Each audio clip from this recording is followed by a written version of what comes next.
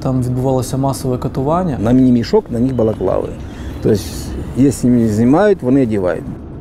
Ці особи в основному перебували в балаклавах, що ускладнює їх ідентифікацію.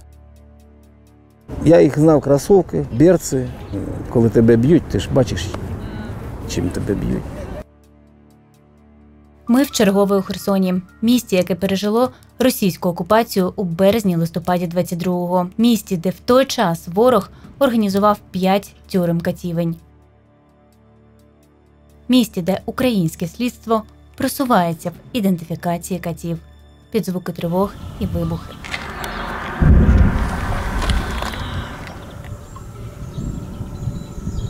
Майже вся територія Херсонської області перебувала під окупацією. Правоохоронні органи, в тому числі Херсонська обласна прокуратура, відповідно були евакуйовані, але ми вже проводили досудові розслідування, здійснювали реєстрацію кримінальних проваджень, як аналізуючи відкриті джерела щодо злочинів, які вчиняли російські військові, так і безпосередньо за заявами і повідомленнями очевидців, близьких родичів та безпосередньо потерпілих. Це ізолятор Херсонської поліції. На початку повномасштабного вторгнення його захопила Росгвардія.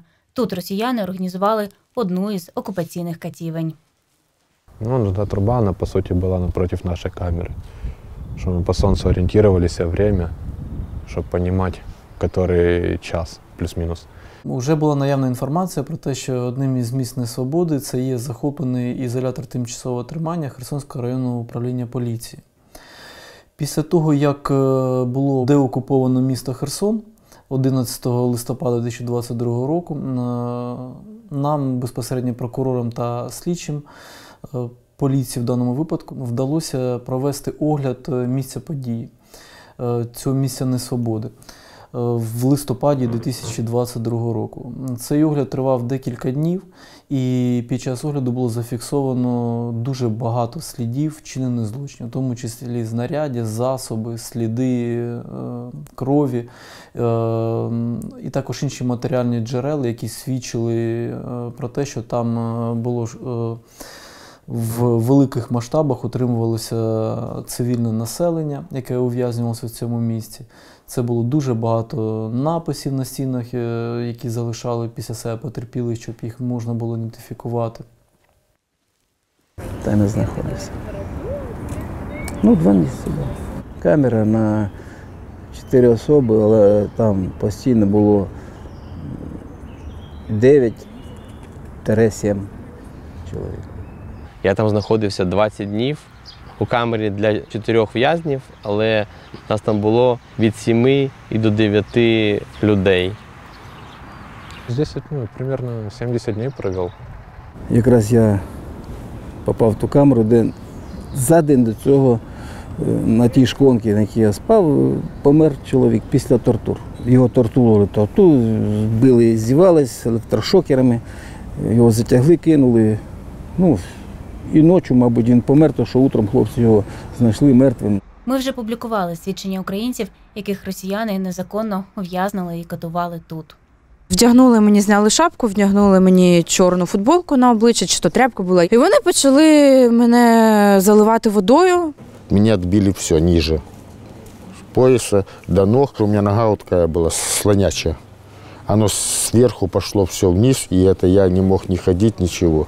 Цього разу з нами погодились говорити нові потерпілі, а українські правоохоронці вже змогли ідентифікувати частину росіян, які скоювали тут воєнні злочини. Мене забирали 8 вересня, неподалік від дому. Сів в машину, почав заводити її, під'їхав бус,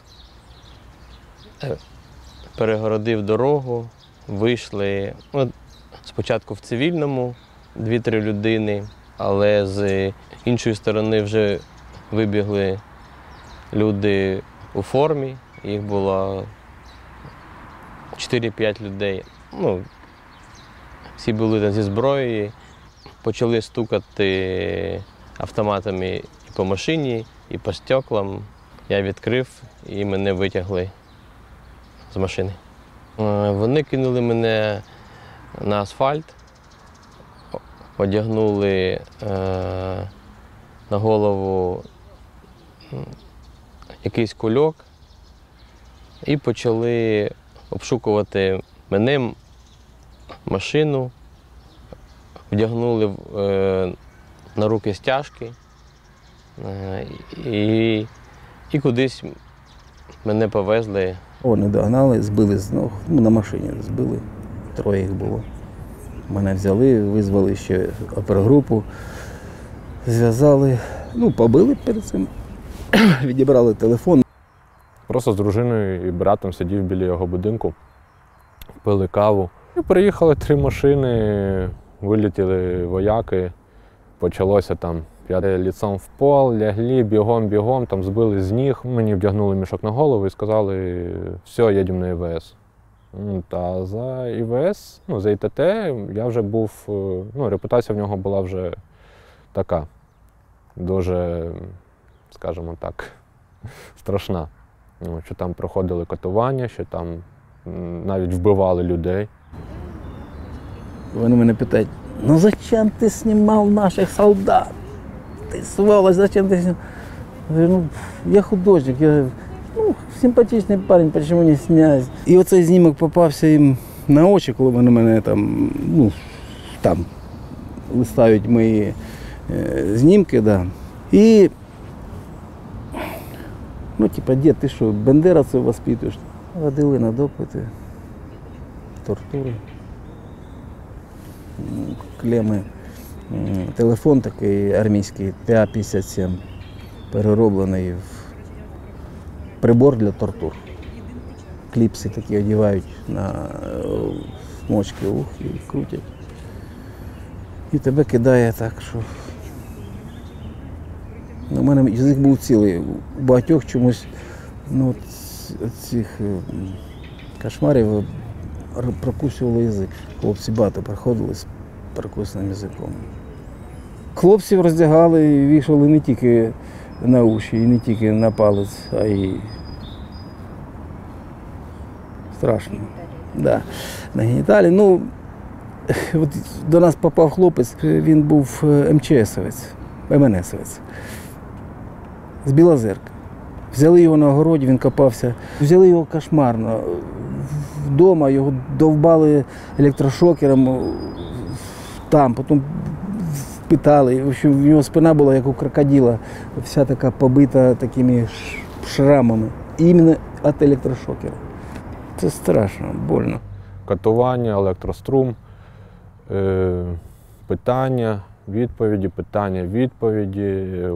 Нанесення тілесних ушкоджень кулаками, ногами. Застосування електроструму за допомогою польового військового телефону. Один із них був виявлений безпосередньо в одному з кабінетів, де здійснювалось катування.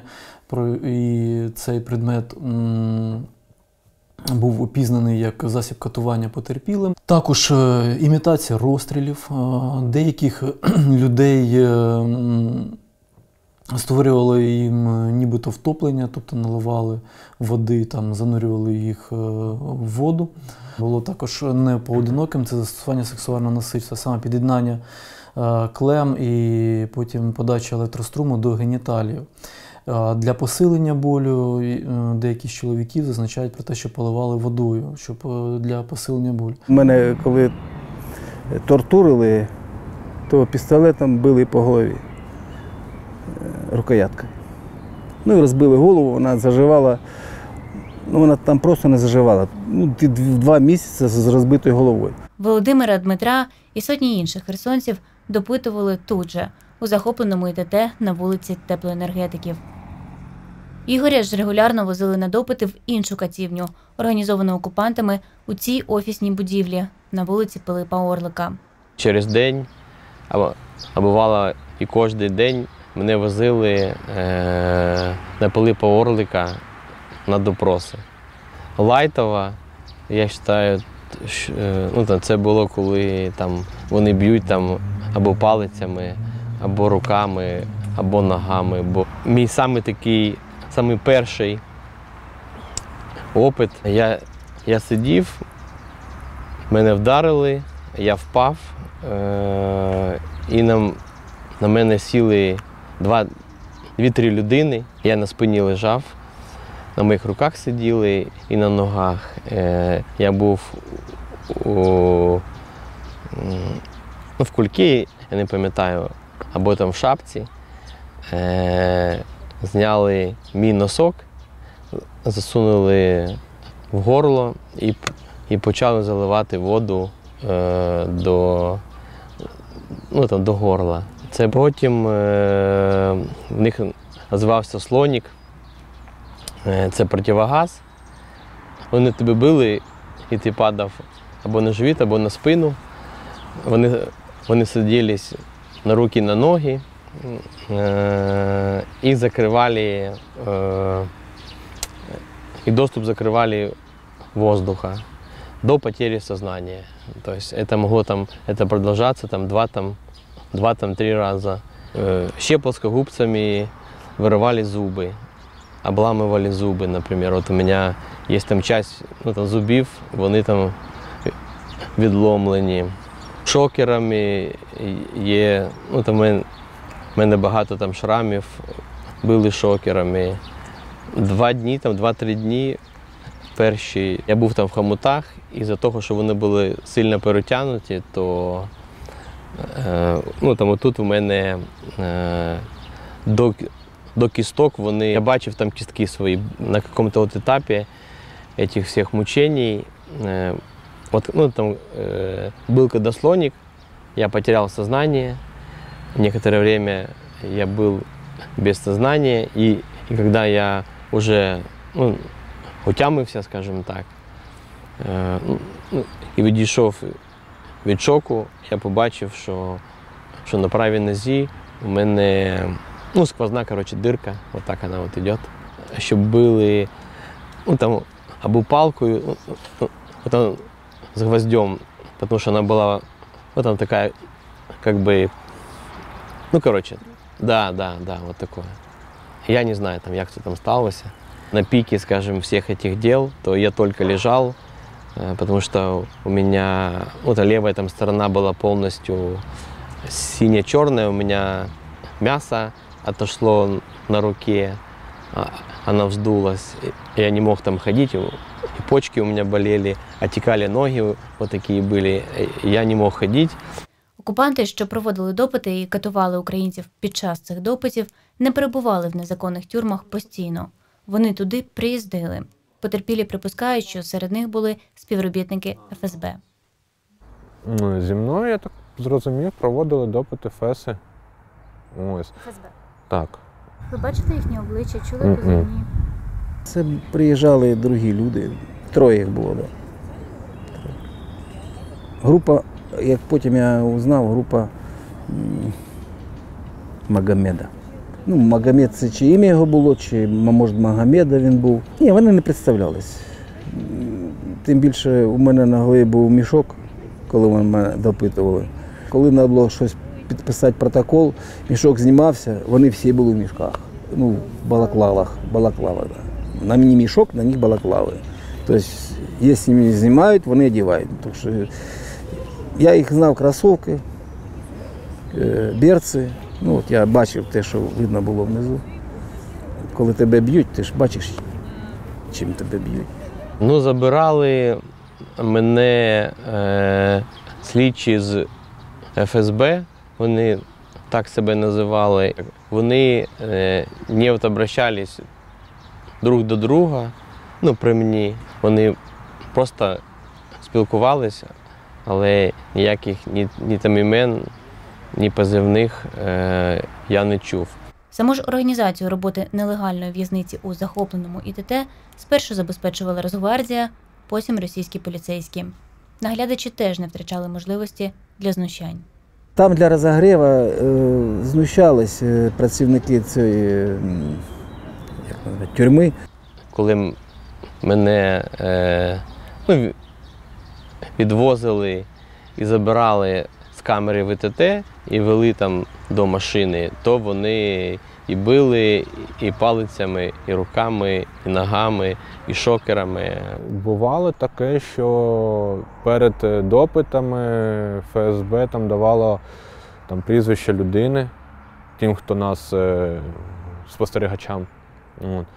Вони давали їм прізвище, і ті могли на ніч видернути цю людину з камери і повезти до якоїсь кімнати, там його бити, щоб вже на ранок ФСБ приїхали, і він вже був більш такий, ну, багато розмовляв, скажімо так. Як я знаю, то з самого початку наглядачами була Росгвардія. Бо ну, я коли вже тоді попав, то там була поліція вже російська. І хлопці, ну, що були там, вони казали, що Росгвардія, вона якби ну, жорсткіша була. Але при цьому ми кожного дня, кожної ночі, щохвилинно ми чули там допити, бо камера була біля, скажімо, їх не коптерки, там, ну, там, де вони, коротше, де вони сиділи. І постійно там був рух, і побиття, там, це було страшно.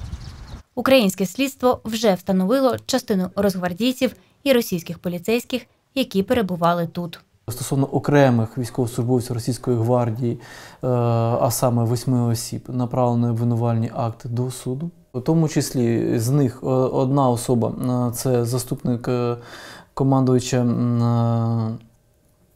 Російської гвардії, заступник керівника Російської гвардії по одному з регіонів Російської Федерації, який безпосередньо організував цю катівню. Крім того, ідентифіковано, що 3 особи приймали безпосередню участь та були причетні до умисного вбивства цивільної особи. І одна особа здійснювала сексуальне насильство. Це не означає, що ми ідентифікували всіх військовослужбовців Російської гвардії, ця робота продовжується. І крім того, на цей час здобуто вже достатньо доказів, які підтверджують про те, що режим нелегального ув'язнення здійснювали працівники поліції Російської Федерації, які знаходилися на території Херсонської області. Окремі з них вже ідентифіковані. До ідентифікації російських поліцейських наглядачів у захопленому ІТТ долучились і журналісти. Команда розслідувачів Суспільного встановила імена кількох із них. Ми шукали їх більше року. За допомогою пошукових систем знайшла ось цього. Це Юрій Куулар. З нього, власне, все і почалося. Це з позивним «Борода». От він був одним з тих наглядачів, і на його соціальних мережах я познаходила інші фотографії групові, які він робив. І вже за допомогою цих групових фотографій нам вдалося встановити фактично ключових наглядачів, які заїхали в ІТТ десь з 20-х чисел липня 22-го року. Тобто, крім Куулара, це Стас Григор'єв, Віктор Айвазов, Ігор Яковлєв, Іван Бокаленко і головний, ну, потерпілі називають, що він був головний, з позивним «Злой», це Андрій Співак. Це Козирєв. Це його нема на тій груповій фотографії, але він був в ІТТ. І оце, ця фотографія взагалі з ІТТ, на території ІТТ зроблена. Так, точно. І це теж з ІТТ фотографія, там на першому поверсі. Зокрема, розповідали, що найбільше до катувань долучався цей Андрій Злой, Співак, і також Куулар теж був дотичний. Стас Григор'єв, попри те, що він був одним з наймолодших, він теж був доволі жорстокий, і його дівчата, які були в ІТТ, прозвали Буратіно через те, що він носив в'язку ключів і любив тими ключами бити ув'язнених по голові. От Віктор Айвазов, одного дня дівчата побачили, що у нього була перебинтована рука, начебто як чи зламана, чи що з нею. І перед тим вони чули, як привезли одного з чоловіків, і його катували, і вони зробили висновок, що це він так бив, що собі пошкодив руку. Тобто вони фактично всі, попри те, що мали би виконувати лише функції наглядачів, виконували і функції катів. Проводяться слідчі дії щодо зібрання всіх можливих доказів їх злочинних дій. І після цього буде прийнято рішення про повідомлення про підозру. Свідки, які перебували в ІТТ, кажуть, що на допити до них приїжджали представники ФСБ. Вони також фігурують у вашому? Так. Тобто органам досудового розслідування відомо, що безпосередньо там в якомусь вигляді діяльність щодо викриття і документування відповідно проводили як працівники ФСБ, так і інших силових структур, які так мали ознаки оперативних працівників або слідчих. Ці особи в основному, згідно з показів потерпілих, перебували в балаклавах, що ускладнює їх ідентифікацію. Але робота щодо їх встановлення, вона проводиться. Нам відомі окремі їх ознаки цих осіб для того, щоб ми змогли їх ідентифікувати. Регулярно слідчі мені скидують фото росіян, але дуже рідко, що я можу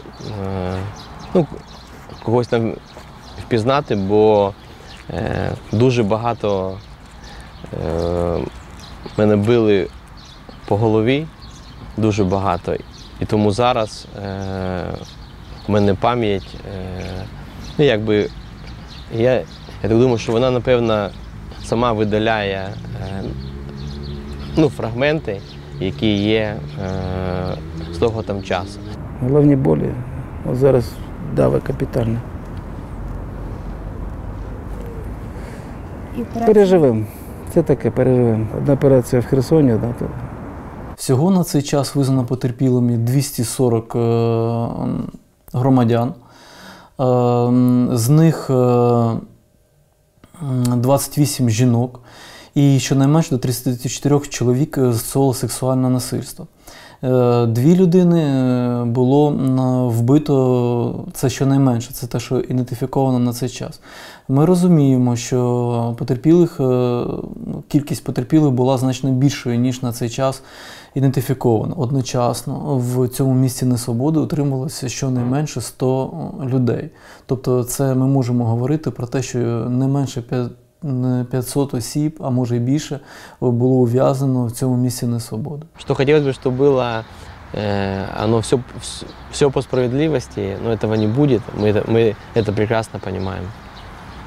Суд Божий, наверное, он, наверное, все крапки над «и» расставит.